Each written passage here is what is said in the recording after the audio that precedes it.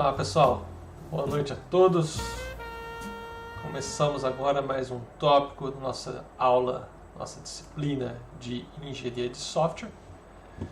E hoje abordaremos então o tópico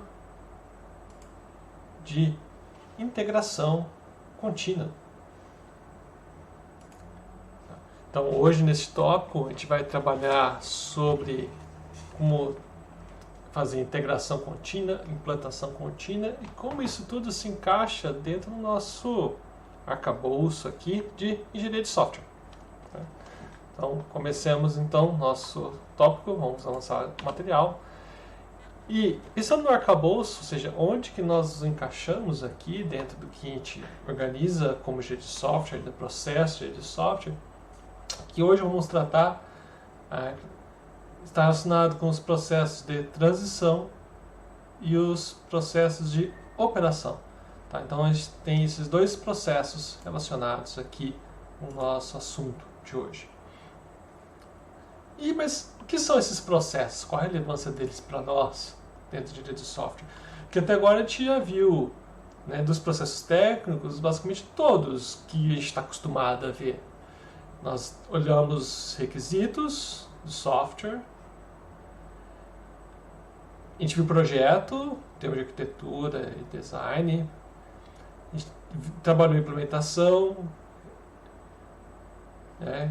Viu implementação e integração das unidades, também vimos verificação, validação, e isso basicamente diz, a gente já viu requisito, projeto, implementação e teste, falta alguma coisa? Falta. Antigamente a gente se preocupava muito com essa questão de como fazer a transição do ambiente operacional, do ambiente de desenvolvimento para o ambiente operacional, ou até mesmo como fazer a transição dentro dos ambientes de desenvolvimento, desenvolvimento normal para o desenvolvimento de teste, por exemplo. E hoje em dia a gente tem uma preocupação muito maior quanto a isso, tanto porque os nossos sistemas estão mais complexos, como também porque agora é possível fazer essa transição de forma mais fácil. E da mesma forma que a gente faz a transição nos nossos ambientes mais controlados de desenvolvimento, nós conseguimos fazer uma transição no ambiente operacional, ter versões novas. Tá? Então são esses dois tópicos que nós trabalharemos hoje, né? Os processos de transição e os processos de operação. Então, primeiro, os processos de transição, né? O que consiste a transição? Então, com certeza, você desenvolver um software, seja na graduação, seja na sua empresa, e eventualmente você fala assim, hoje eu estou no meu time de desenvolvimento e vou repassar para o pessoal de teste. E esse repassar para o pessoal de teste, ou até mesmo repassar para um outro time de desenvolvimento, é uma transição. O seu software está saindo de um ambiente para um outro ambiente. Pode ser um ambiente de, digamos, desenvolvimento para um outro desenvolvimento, ou pode ser até do ambiente de desenvolvimento para um ambiente operacional. Tá? Então esse é o nosso foco. Né? Então eu podia dizer que quando eu trato dessa transição entre esses ambientes, é a nossa preocupação desse processo. E o que nós buscamos fazer nesse processo de transição? Certeza, a gente tem um programa. Como pegar um projeto de software livre que estabelece que o Ubuntu, que é lançado a cada 6 meses, temos um lançamento de uma versão nova, uma grande versão. Mas além das versões novas, maiores, a gente tem versões intermediárias. Então a gente tem uns critérios de lançamento de versões. Tá? E com que frequência vão ser feitas essas versões e as transições, ou seja, eu vou implantar aquele sistema. Se a gente pegar um escopo um pouco mais simples, pegar as placas gráficas da Intel, a cada alteração do código é feita uma integração e o software é instalado em diversos sistemas e executado um conjunto de operações básicas daqueles sistemas para verificar se ele funciona minimamente. Tá? Então, isso tudo tem a ver com o nosso processo de transição. Então, a primeira coisa que tem que fazer é estabelecer esses critérios e as frequências das transições. Em alguns casos, como esse da Intel, eu posso fazer as transições diariamente, a cada hora. Talvez por Por outro lado, no ambiente de uma distribuição Linux, que é um software muito maior, as minhas transições são de uma forma mais controlada, talvez menos frequentes. Até mesmo que talvez os recursos que ela demandem, né, a instalação de diversas máquinas virtuais é distinto. Talvez a gente também tenha a questão de como que eu pego um projeto de desenvolvimento hoje e uma nova pessoa vai fazer o desenvolvimento, como que eu faço a transição daquela pessoa que não está em nenhum ambiente para adotar o software nesse ambiente dela, que é necessário. Quantos programas a gente não pegou e a gente tem uma dificuldade gigantesca em começar o desenvolvimento de software? Isso tem tudo a ver com a questão de transição. Então, isso é algo a ser estabelecido. Talvez em alguns cenários não vale a pena elaborar muito como ser essa transição, né? Como são os projetos, um projeto nosso pessoal, eu não me preocupo que outra pessoa faça aderência ao meu projeto, mas a partir do momento que tem um projeto de software livre, que muitas pessoas podem utilizar, talvez essa transição tenha que ser facilitada. Então esses critérios de frequência de transição é um elemento. Outro ponto, preparação do ambiente. Veja que não é só preparar um ambiente para a transição, é até uma questão de, ao verificar o meu ambiente para a transição, será que não tem algo que eu possa fazer no software para que essa transição seja facilitada? Hoje uma nomenclatura que a gente ouve muito é DevOps, né? Developer and Operations. Ou seja, então, digamos que é um papel que une essa interface, né, as responsabilidades de desenvolvimento e operação. Na verdade, eu diria que é um reconhecimento de que a pessoa que faz a operação, que vai implantar o software, ela pode facilitar a vida do desenvolvedor, dizendo particularidades do ambiente de operação que o desenvolvedor pode tratar. E o desenvolvedor, ao conhecer as dificuldades inerentes à operação, ele pode reprojetar o seu software de forma que a operação seja facilitada. Então, uma via de mão dupla. Então, por isso, quando a gente fala em preparação do ambiente, a gente não está falando apenas de preparar o ambiente, ter um Docker, etc. Mas também de, ao fazer essa preparação do ambiente, ter um feedback de como o meu software pode ser adequado. E da mesma forma, às vezes o desenvolvedor não sabe o que é possível fazer no ambiente e ele se impõe amarras, sendo que talvez a pessoa da operação diga assim, olha, você não precisa dessa amarra, eu consigo trabalhar de forma fácil esse requisito seu aqui na operação. Tá? Então, esse caminho de adequação do software e preparação do ambiente, os dois ficam indo e voltando. Feita essa preparação, eu posso, obviamente, proceder com a instalação do meu software e, feita essa instalação, eu verifico se meu software minimamente funciona. Tá, então, é isso que eu me preocupo com a transição. Eu não vou ter uma grande preocupação aqui no sentido do usuário final, do interessado, operar esse software de acordo com a intenção dele. Meu limite aqui é chegar no usuário, na ponta, saber assim, olha, o software executa nesse meu ambiente. Agora, como que ele executa, se ele satisfaz os requisitos do seu acordo de compra, isso é o que trata do processo de operação. Então, o processo de operação ele vai além da transição, porque agora ele verifica se aquele software que transitou, né, fez a transição para o meio de operação, se ele está habilitado a funcionar corretamente para cumprir os propósitos dos meus interessados, de acordo com o que foi acordado. E acordado de fato, no SLA, no Service Level Agreement. Ou seja, meu software funciona com tais níveis de desempenho, com tal nível de disponibilidade, e você verifica que ele atende aqueles requisitos. Então não é diferente de fazer tipo um check-down, ou ter uma mínima noção que ele funciona adequadamente, que tinha no processo de transição. Aqui no processo de operação, realmente eu quero que o software funcione de acordo com aquilo que o meu cliente espera, com o que ele pagou. Tá? Então, nisso, além da questão básica de operação, eu vou ter de incluir agora atividades de monitoramento, porque agora eu tenho que verificar se meu software está executando aquela quantidade de transições que era prevista a execução no tempo previsto, se ele continua disponível, mesmo quando está sendo utilizado. Então, eu tenho que ser capaz de monitorar ativamente meu software e verificar se os níveis de serviço que ele provê, o nível de qualidade que ele oferece, atende aquilo que foi definido lá no início do projeto. É óbvio que todo software apresenta problemas, vão ter erros. Então eu tenho que ser capaz de identificar e tratar esses problemas. Problemas operacionais, problemas do ambiente. Eles colocam e fazem implantação. Hoje a gente faz muita implantação de software na nuvem. Quantas vezes a gente planta na nuvem e a máquina da nuvem não deu desempenho suficiente ou não foram criadas novas instâncias quando a gente achava que deveriam ser criadas aquelas instâncias?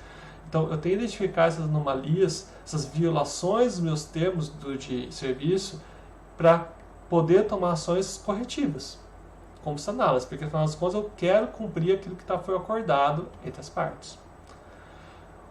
Outro elemento que é importante aqui, no processo de operação, que também existe um pouco lá na transição, mas aqui o nosso foco é mais no usuário final, é o treinamento.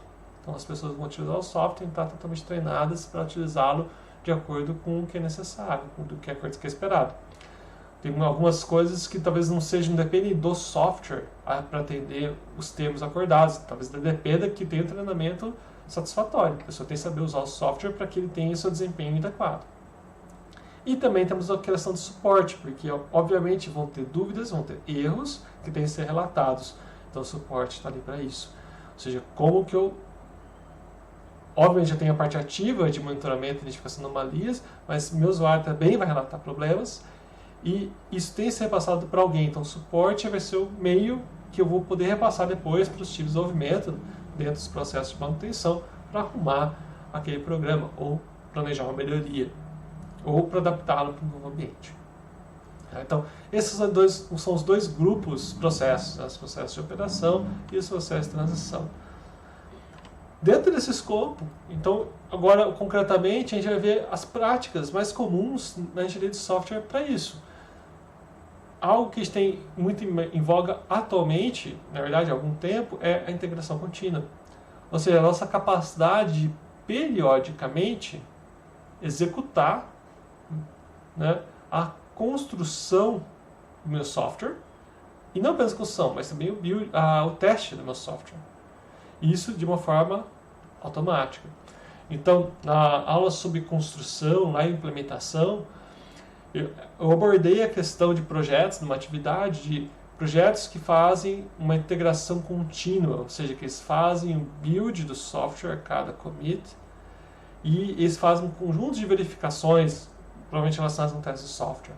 E isso é feito de forma automática, tanto a cada commit como a cada pull request, a cada pedido de alteração.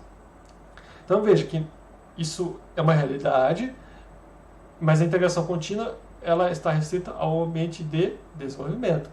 Ou seja, está muito mais relacionado com os nossos processos de transição. Tá? E quais são as características que a gente observa numa integração contínua típica? Tá? Primeiro, quando eu falo de integração contínua, eu tenho que ter o código-fonte tem que estar disponível para vários desenvolvedores. Então, geralmente esse repositório é compartilhado ou distribuído, mas ele está disponível. Então, o código-fonte tem que estar ali para acessar para os desenvolvedores. E com isso, né, tem o meu fluxo normal, que os desenvolvedores vão enviar as alterações do código, tanto na sua cópia local, né, se for repositório distribuído, quanto para o repositório compartilhado. E uma vez feita essa alteração, né, e feito o commit para esse repositório, a gente vai ter os meios de fazer uma construção rápida e automatizada no software. Não adianta se não for automático, ter isso automático, também não adianta ser muito lento. Se eu tenho um programa gigantesco que demora 20 horas para compilar, 30 horas para compilar, isso também não é viável, isso é um problema. E não adianta achar que não existe programas que demoram tanto tempo para compilar. Existem. Se você pega um software escrito em C++, Firefox, KDE e outros programas do gênero, LibreOffice, eles são programas que demoram horas e horas para fazer uma compilação completa. Então isso é alguma coisa que a gente considera também. E não basta fazer a compilação e gerar o binário e gerar o executável. Eu tenho de fazer os testes neles. Geralmente aqui a gente fala de teste de regressão. Ou seja, o conjunto de casos de teste relacionado a erros previamente detectados do software. Ou alguns de casos de testes feitos durante o ciclo de desenvolvimento.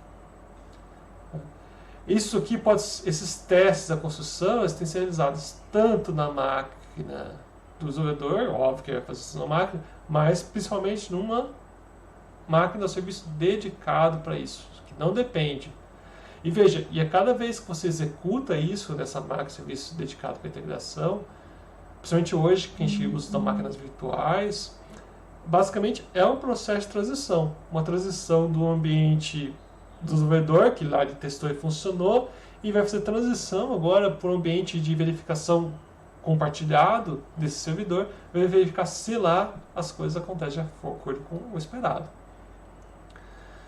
A gente pode avançar, além da integração contínua, esse software tentado pode estar disponibilizado, não necessariamente para execução, mas de forma que quem seja desenvolvedor ou até usuário possa baixar e fazer sua própria instalação. E, finalmente, eu tenho a questão da comunicação dos resultados da integração. Não adianta nada fazer todo esse esforço de compilação, teste, e não comunicar os resultados para ninguém. E, quando eu falo comunicar, não é comunicar para o desenvolvedor que fez aquele commit, mas comunicar para todo o time de desenvolvimento do software. Aqui é o fluxo comum de como a gente faz. Com certeza vocês já vivenciaram isso. Se não vivenciaram isso, a gente vai ver alguns exemplos. Eu convido vocês a observarem isso nos projetos.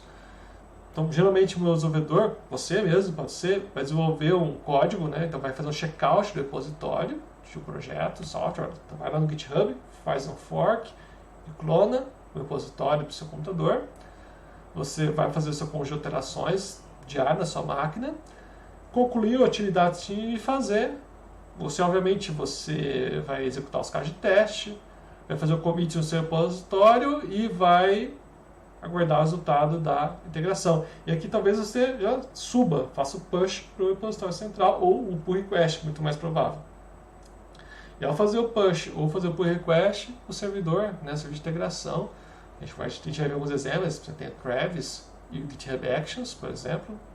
Aí vai obter aqueles dados, né, o seu software alterado, vai construir ele, executar os casos de teste.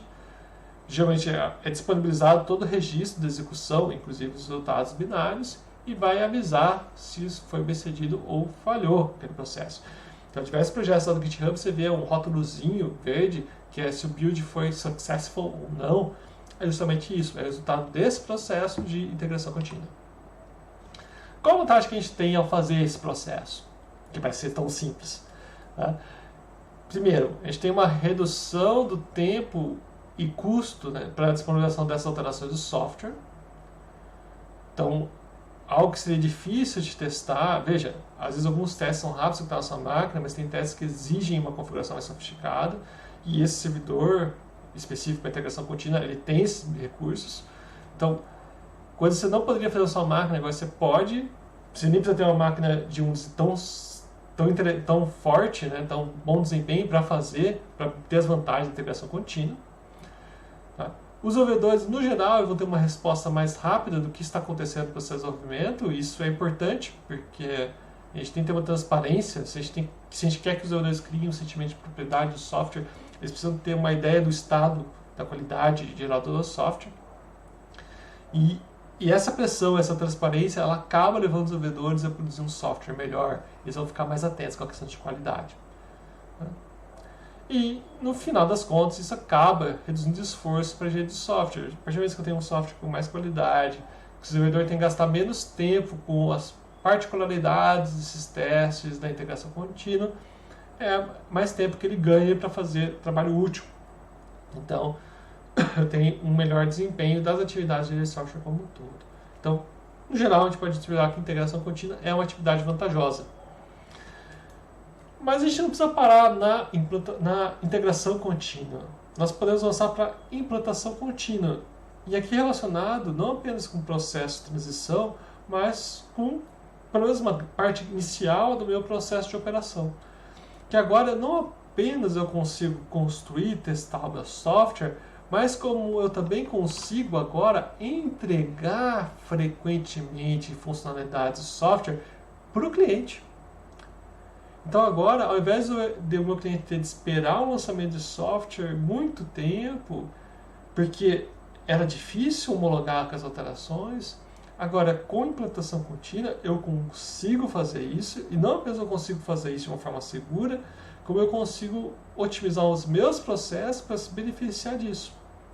Por exemplo, é muito comum ouvir falar que o Google ou o Facebook fazem aqueles testes A/B, ou seja, eles implementam uma funcionalidade X e disponibilizam para uma parte dos seus usuários, enquanto outra parte continua usando a funcionalidade antiga.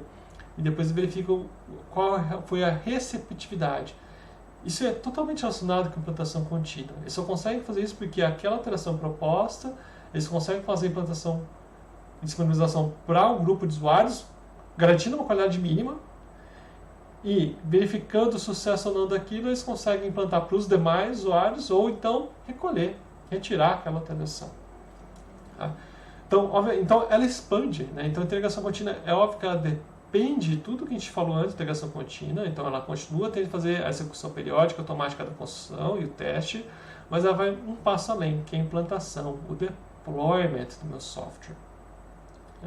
Então, embora a construção e o teste são esses ambientes de desenvolvimento, agora a implantação, aqui realmente a gente está falando do ambiente de produção. Isso aqui era uma coisa que há 10 anos atrás a gente não ousaria fazer isso com tanto afinco. Hoje em dia, basicamente, é uma atividade simples. No semestre passado, os alunos da disciplina de Engenharia de Software 1, a aplicação deles colocaram implantação contínua, ou seja, cada commit, o software é disponibilizado na web para o usuário usar. Então, é algo que é possível e é barato hoje em dia. Então quais as vantagens de fazer uma implantação contínua? Então, eu permiti uma resposta mais rápida e frequente. Tá? Eu facilito a execução desses estudos e aceitação de novas funcionalidades. Eu reduzo o sentimento de desperdício dos desenvolvedores. Quantas vezes nós, desenvolvedores, criamos uma funcionalidade nova e ela demora semanas, se não meses para aparecer para o meu usuário, né? Porque antigamente era difícil, né, homologar as alterações. Agora não. Essas alterações só aparecem muito mais rapidamente para o usuário e o desenvolvedor fica satisfeito em verificar que aquelas funcionalidades foram disponibilizadas. Novamente, eu vou ter uma redução do esforço necessário para a engenharia de software e reforça uma aproximação do time de desenvolvimento com o time de operação. Já existia de alguma forma isso quando eu falava de integração contínua, mas aqui com implantação contínua é muito maior, porque a implantação de fato eu estou disponibilizando, instalando o serviço, uma máquina, né, disponibilizado para o usuário, e eu garanto que aquilo vai funcionar de forma razoável para o usuário. É o software de fato que o usuário vai utilizar. Então, tem aspectos de operação muito mais fortes do que a gente observava anteriormente na integração contínua. Óbvio que para fazer a integração contínua e implantação contínua, a gente tem algumas coisas que são essenciais do software, tá? Não é trivial. Existe algo a mais que nós temos de fazer. Primeiro, eu não consigo fazer nem integração nem implantação contínua com ausência de caso de teste, tá? Eu preciso de um conjunto de casos de teste robusto para fazer integração e implantação contínua. E aqui eu não estou falando apenas casos de teste de unidade, né? Então de Unity, Jest e afins. Eu estou falando de caso de teste que aborda unidade, integração e teste de sistema. Tá? Então, Cucumber, né, Monkey e outros, né, softwares que avaliam o programa como um todo e não apenas as unidades ou a integração de unidades. Então, é um teste bem sofisticado, bem mais amplo. Obviamente, eu também tenho tratado a automatização da construção do software, a automatização do teste, a automatização da implantação. Não faz sentido eu fazer isso tudo e depender de que uma pessoa execute o build, ou uma pessoa execute o teste, ou uma pessoa tenha de instalar com um pendrive ou então com CD o software no servidor para fazer a implantação. Isso tem que ser feito de uma forma automática. Isso também demanda uma capacidade de infraestrutura e de recursos humanos, que eu não tenho hoje a infraestrutura mesmo, pensando em máquinas virtuais, mas significa que eu tenho que ter capacidade de alocar as máquinas virtuais conforme necessário. Se não for uma máquina virtual, eu tenho que ter o hardware disponível para isso. E recurso humano, porque esse papel de desenvolvedor com vertente de operação, um operador com vertente de desenvolvimento, né, o nosso DevOps, é um papel relativamente novo e a gente tem que capacitar e todo time tem que estar ciente desse novo fluxo de desenvolvimento. Significa que o desenvolvedor vai ter que começar a prestar um pouco mais atenção na operação. Significa que o operacional vai ter que prestar um pouco mais atenção no desenvolvimento. Tá? Então, existe essa questão e reforça a necessidade de comunicação entre esses tipos de desenvolvimento e de operação. Algo que a gente não precisava, a gente ignorava anteriormente, e hoje em dia é essencial, podemos assim dizer. E o que pode dificultar fazer integração e implementação contínua? É óbvio que quanto maior o software, pior. Tá? Isso é simples. Você, por exemplo, tem um programa que eu tentei instalar anos atrás, chamado OpenIDX. Ele é composto por muitos componentes. E na época ele não tinha um Docker ou algo do tipo. Então era muito difícil fazer a implantação dele de forma contínua. Hoje em dia, a gente consegue contornar isso. Então eles fizeram a virtualização dos seus serviços, tem um Docker file que organiza tudo isso. Então é mais simples, mas o fato é que quanto maior o software, tende a ser mais difícil fazer essa integração e implantação contínua.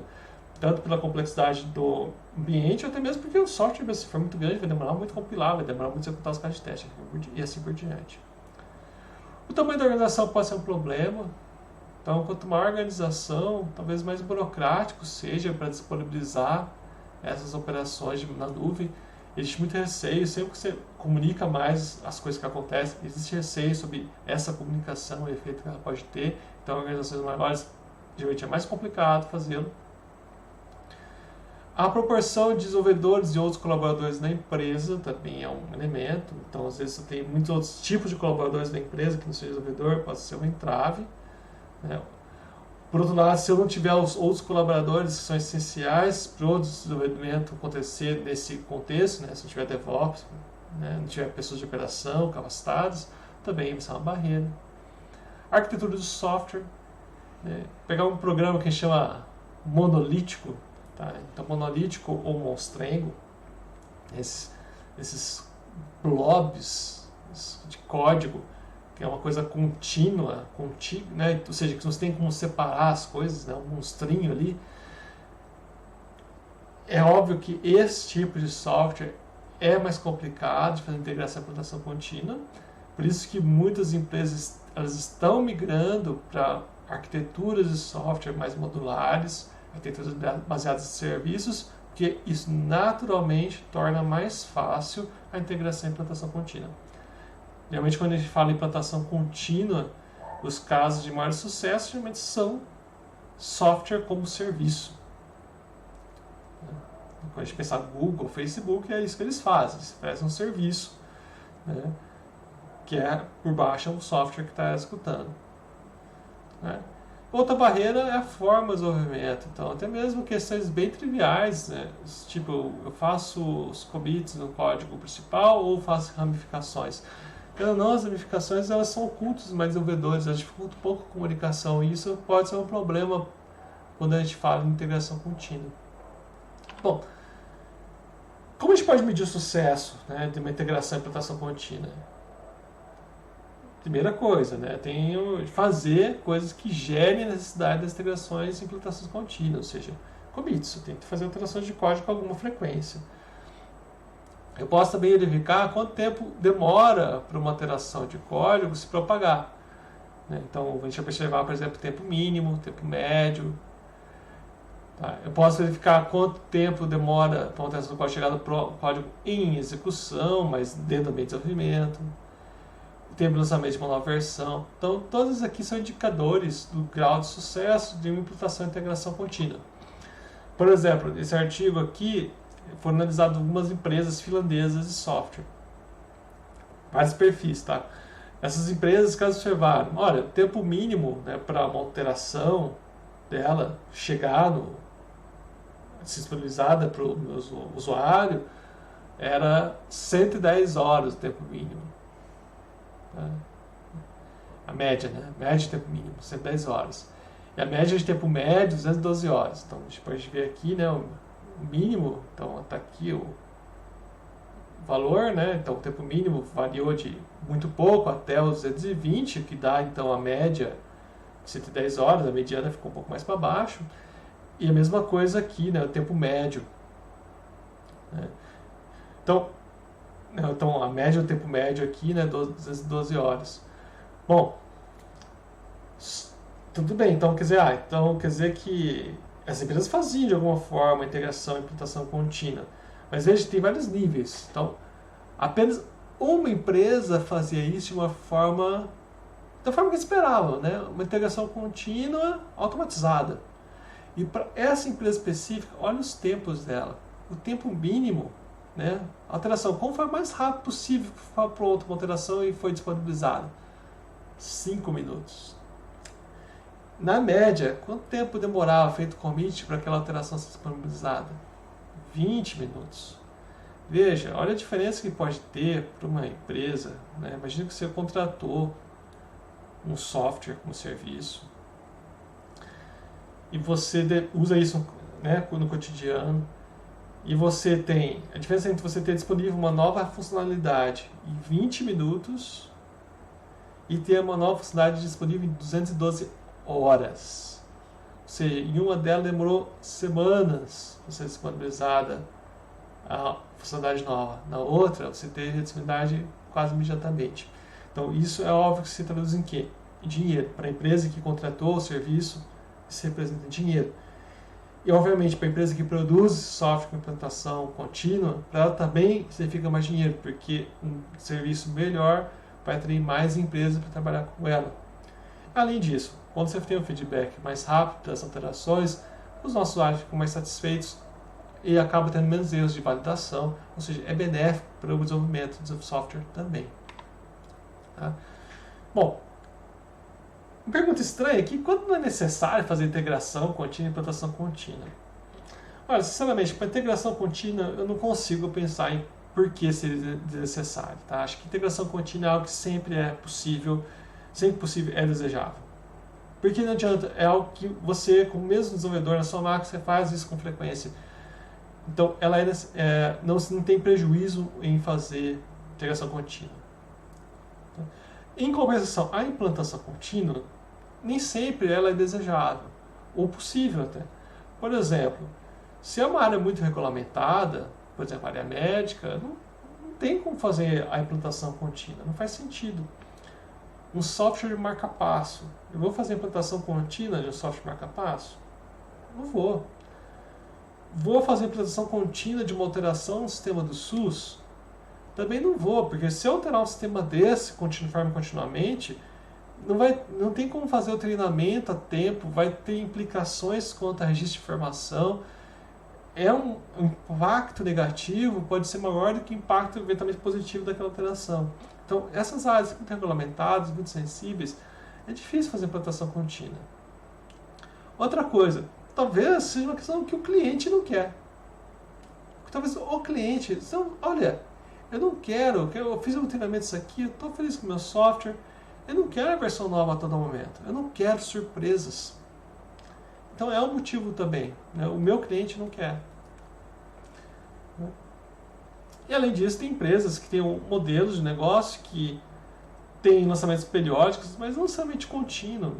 Então, por que vai ter essa dor de cabeça? Querendo ou não, existe um esforço de treinamento que pode surgir por causa desse lançamento contínuo, e acontece com o periódico seja mais razoável tratar esses empecilhos. Tá? Bom, quando a gente fala de integração contínua e implantação contínua, a gente tem várias ferramentas relacionadas. Tá? Então, temos ferramentas que rodam standalone em máquinas, que tem o Jenkins e o Hudson, tem o BuildBot, e hoje em dia a gente tem muitas ferramentas que estão integradas aos ambientes de controle de versão. Por exemplo, eu consigo integrar o Travis CI, o Cruise Control, GitHub Actions. Tá? Então, esses diversos mecanismos eu consigo utilizá-los para integração contínua. Alguns deles são bem flexíveis. Né? O GitHub Actions, na verdade, pode também fazer integração contínua, mas na verdade ele disponibiliza basicamente máquinas virtuais para executar qualquer ação dentro do seu repositório. O Travis CI, por outro lado, já é algo mais visível para integração contínua. Tá? Então, vamos depois verificar nesse repositório aqui, né, como que é esse Travis CI que a gente observa, e para entender eles, né, depois vocês podem consultar o tutorial do Travis CI. Tá? E veja, todos eles têm uma ideia, o conceito é muito parecido, tá? A gente vai ver daqui a pouco. É muito parecido e é fácil transitar de um tipo de sistema para o outro. Outra coisa legal, aqui eu estou falando Travis CI, esse serviço aqui para software livre é gratuito. Você nem precisa ter uma máquina específica ou pagar para ter integração contínua. Tá? Você consegue usar de forma gratuita. Tá? Além do Travis CI, também, como eu falei, tem o GitHub Actions. Né? O semestre passado o pessoal utilizou o Spring Boot, então o Spring Boot também consigo fazer com implantação automática no Heroku. Heroku é basicamente um servidor web gratuito.